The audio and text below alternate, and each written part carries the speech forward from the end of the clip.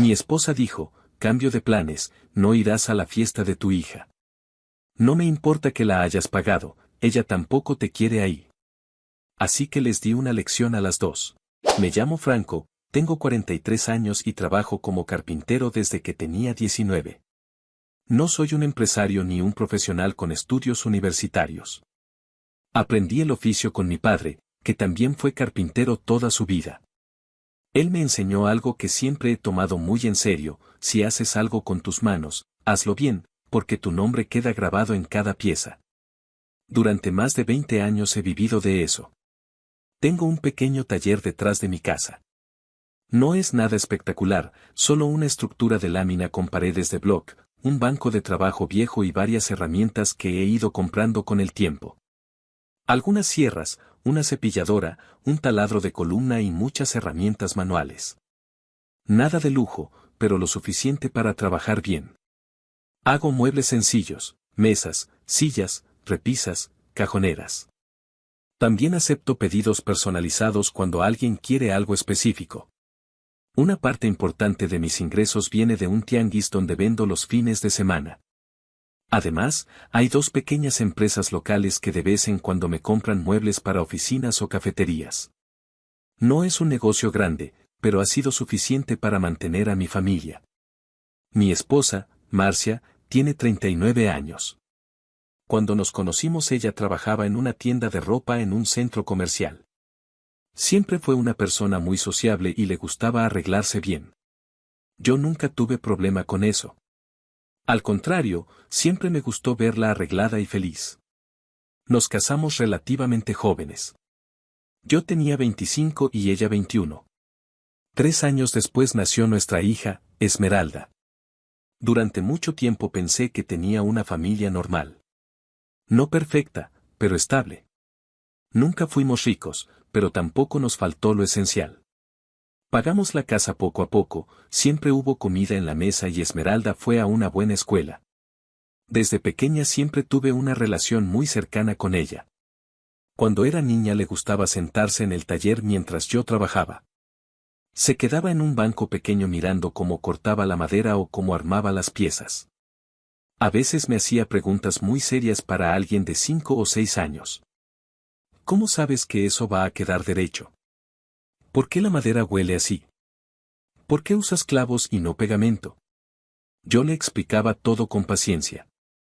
Incluso le dejaba lijar piezas pequeñas para que se sintiera parte del proceso. Siempre recuerdo que una vez llevó a la escuela una pequeña caja de madera que hicimos juntos. La pintamos de azul claro y le pusimos su nombre en la tapa con letras grabadas. Cuando volvió ese día estaba muy orgullosa. Le había enseñado la caja a su maestra y a sus compañeros. En ese momento pensé que ella se sentía orgullosa de lo que yo hacía. Durante muchos años no tuve motivos para pensar lo contrario. Con el tiempo Esmeralda creció. Como cualquier adolescente empezó a interesarse más por sus amigos, por la ropa, por las redes sociales y por salir. Eso es normal. Nunca fui un padre controlador. Mientras ella cumpliera con la escuela y respetara ciertas reglas básicas, yo prefería darle libertad. Marcia, por otro lado, siempre fue más preocupada por la imagen social. Le gustaba que las cosas se vieran bien. Si teníamos visitas en casa, todo debía estar perfecto. Si íbamos a algún evento, ella quería que todos estuviéramos bien vestidos. No era algo grave, pero con los años empecé a notar pequeños comentarios que antes no estaban ahí. Por ejemplo, cuando yo volvía del taller. Trabajar con madera tiene algo particular, el olor. La madera tiene un aroma muy fuerte, sobre todo cuando la estás cortando o lijando. A eso se suma el olor del barniz, el pegamento y el polvo que queda en la ropa. Aunque uno se lave las manos y se cambie de camisa, ese olor siempre se queda un poco. A mí siempre me ha gustado. Me recuerda al taller de mi padre. Pero Marcia empezó a mencionarlo cada vez más. Deberías cambiarte antes de entrar a la casa, decía a veces. Traes mucho polvo. La ropa huele demasiado a madera. Al principio lo tomé como algo normal. Supuse que solo quería mantener la casa limpia.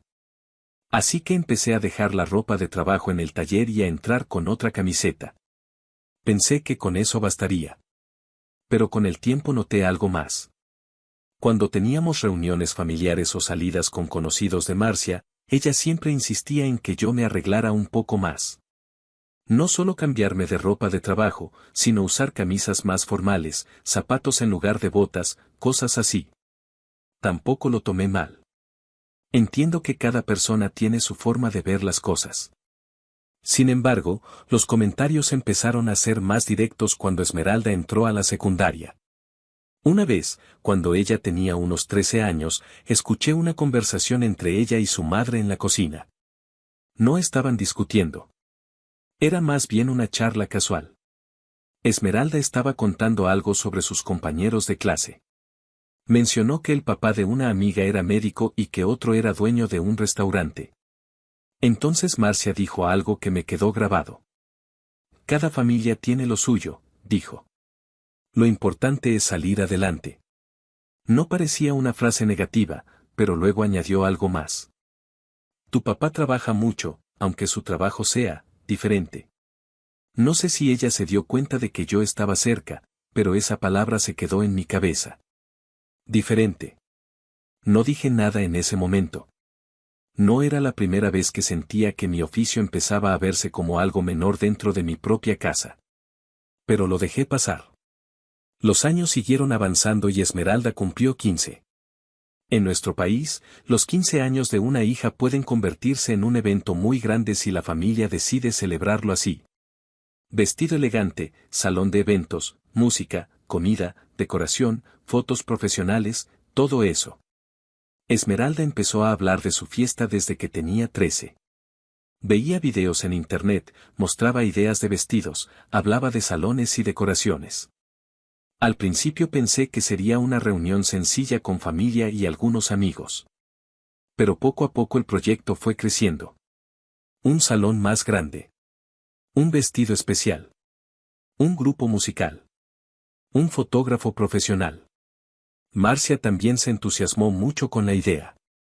Ella decía que sería un momento único para su hija y que debíamos hacerlo bien.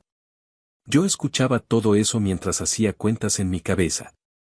No iba a ser barato.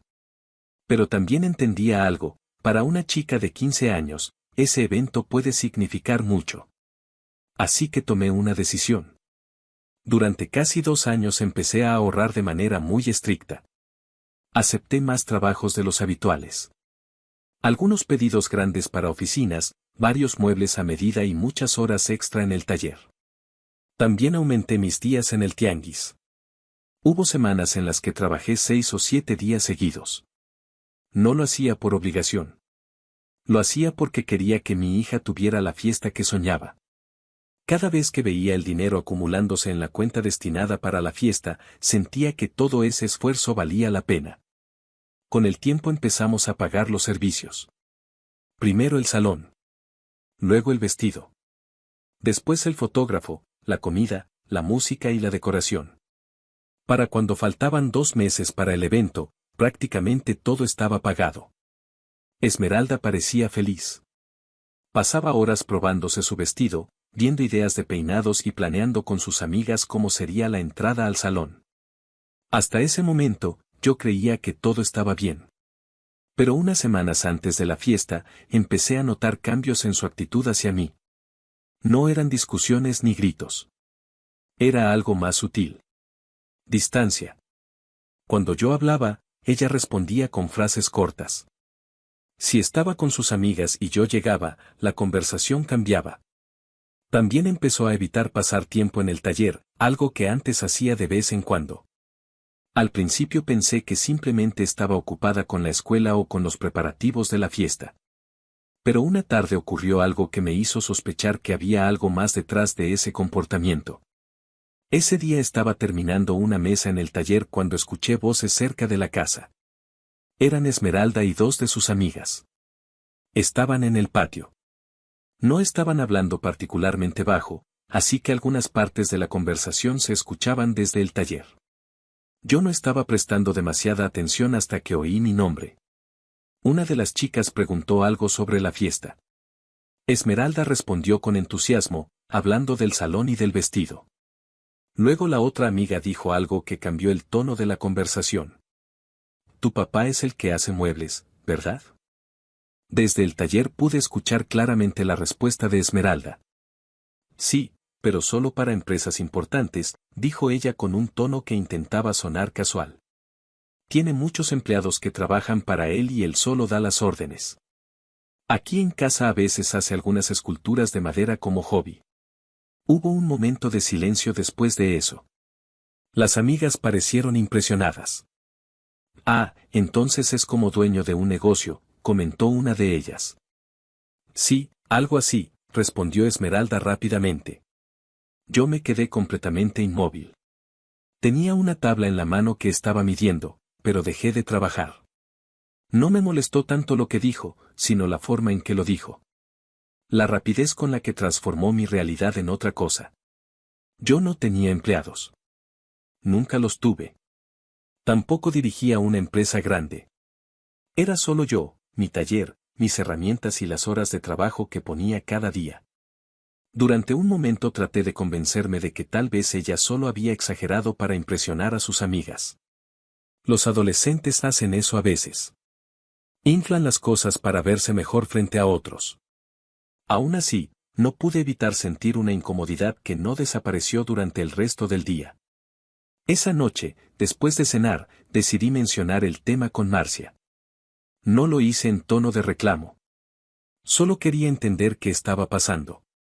Esmeralda estaba en su habitación hablando por teléfono, así que Marcia y yo estábamos solos en la cocina. Voy, escuché algo curioso, le dije mientras me servía un vaso de agua. Ella me miró con expresión neutra. ¿Qué cosa? Esmeralda estaba hablando con sus amigas. Una de ellas preguntó a qué me dedicaba. Marcia no dijo nada, pero levantó ligeramente las cejas. Y ella les dijo que yo tenía una empresa de muebles, que tenía empleados y que solo hacía cosas de madera aquí en casa como hobby. Hubo un pequeño silencio. Esperaba que Marcia se riera, o que dijera que los adolescentes a veces dicen tonterías. Pero no ocurrió eso. Ella simplemente suspiró. Ese suspiro ya me dijo mucho antes de que hablara. Franco, dijo finalmente. No creo que debas tomarte eso tan en serio. No me lo estoy tomando mal, respondí. Solo me llamó la atención. Marcia apoyó los codos en la mesa. Esmeralda está en una edad complicada, dijo. Sus amigas tienen padres con trabajos distintos, algunos con empresas, otros con profesiones más visibles. La palabra que usó fue visibles. No dije nada. Ella continuó. No es raro que quiera presentar las cosas de una manera diferente. ¿Diferente o falsa? Pregunté con calma. Marcia tardó unos segundos en responder. Solo está tratando de encajar, dijo finalmente. Eso me dejó pensando. Encajar. Nunca había considerado que mi hija sintiera que necesitaba cambiar quién era su padre para encajar con sus amigos. Pero no entiendo por qué, dije. Siempre hemos sido honestos con lo que hacemos. Marcia no respondió de inmediato. En lugar de eso, se quedó mirando la mesa durante unos segundos. Cuando finalmente habló, su tono fue más directo. Porque no es lo mismo decir que tu papá es dueño de una empresa que decir que es carpintero. La frase cayó en la cocina con un peso difícil de ignorar. La miré sin saber exactamente qué decir. ¿Qué tiene de malo ser carpintero? Pregunté finalmente. No dije que tenga algo malo, respondió ella. Solo digo que, socialmente las cosas funcionan de cierta manera. Esa respuesta me dejó un sabor amargo. Pero lo que vino después fue peor. Marcia se levantó de la mesa, fue hasta el fregadero y luego dijo algo como si fuera un comentario casual. De hecho, hay algo de lo que quería hablar contigo. ¿Sobre qué? Ella se giró hacia mí. Sobre la fiesta. Algo en su expresión me hizo sentir incómodo. ¿Qué pasa con la fiesta? Marcia se cruzó de brazos. Hubo un pequeño cambio de planes. ¿Qué tipo de cambio? Entonces dijo la frase que todavía puedo repetir palabra por palabra. No vas a ir. Durante un momento pensé que había escuchado mal. ¿Cómo que no voy a ir? Ella mantuvo la misma expresión. No irás a la fiesta de Esmeralda. Sentí como si alguien hubiera apagado el sonido en la habitación. ¿Estás hablando en serio? Sí. Yo pagué la fiesta, dije lentamente. He estado trabajando casi 2 años para eso. Lo sabemos, respondió ella con frialdad. Entonces no entiendo. Marcia respiró hondo antes de decir lo siguiente. Cambio de planes, Franco. No irás a la fiesta de tu hija. No me importa que la hayas pagado. Sus palabras fueron tan directas que tardé unos segundos en procesarlas. ¿Y por qué exactamente no voy a ir? Pregunté. Ella no dudó. Porque Esmeralda no quiere que estés ahí. Esa frase dolió más que cualquier otra cosa que hubiera escuchado hasta ese momento. ¿Ella dijo eso? Sí. Quiero escucharlo de su boca. Marcia se encogió de hombros. Está bien. Fue hasta el pasillo y llamó a Esmeralda. 1 minuto después mi hija apareció en la cocina con el teléfono en la mano. ¿Qué pasa? Marcia habló primero. Tu papá quiere saber por qué no va a ir a la fiesta. Esmeralda me miró. No parecía enojada. Tampoco parecía triste. Parecía incómoda. Papá, empezó. Solo dime la verdad, le dije. Ella dudó un momento. No quiero que estés ahí. Sentí un nudo en el pecho. ¿Por qué? La respuesta tardó unos segundos en llegar. Porque, me da pena. No levantó la voz. No fue agresiva. Lo dijo casi en un susurro. Pero fue suficiente. ¿Pena de qué? Pregunté. Ella evitó mirarme directamente. De que la gente sepa que eres carpintero. Las palabras fueron claras. No hubo confusión. No quiero que mis amigos lo sepan, añadió. Pensé que si no ibas, nadie preguntaría mucho. Me quedé en silencio. Marcia intervino entonces. No es algo personal, dijo. Solo estamos tratando de evitar situaciones incómodas. Yo miré a las dos. Mi esposa. Mi hija. Las dos esperando que yo simplemente aceptara aquello. No dije nada más esa noche. Simplemente me levanté de la mesa y fui al taller. Pasé varias horas ahí sentado sin trabajar. Solo pensando.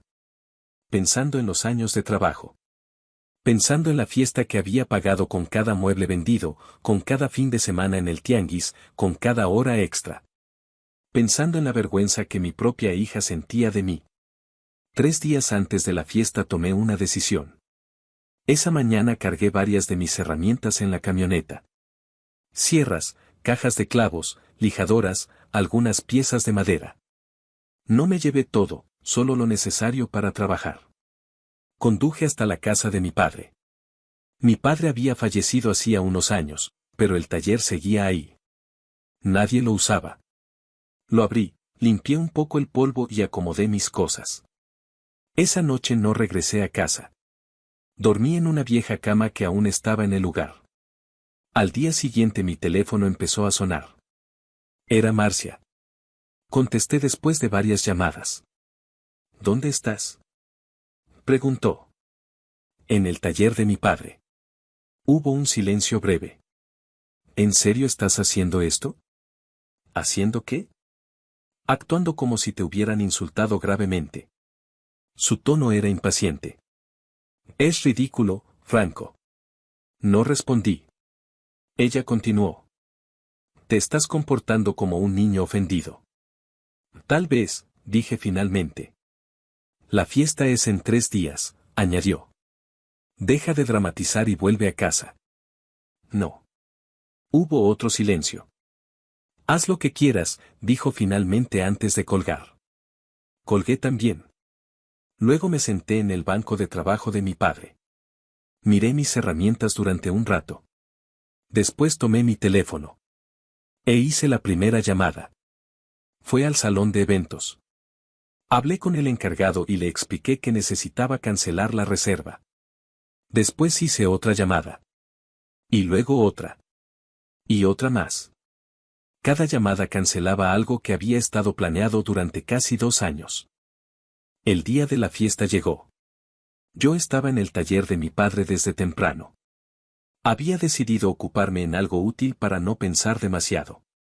Un cliente me había encargado una mesa grande de comedor y estaba terminando de ajustar las patas. Trabajar con madera siempre ha tenido un efecto particular en mí. El ruido de la sierra, el olor del aserrín, el ritmo de las herramientas, todo eso ayuda a poner la mente en orden.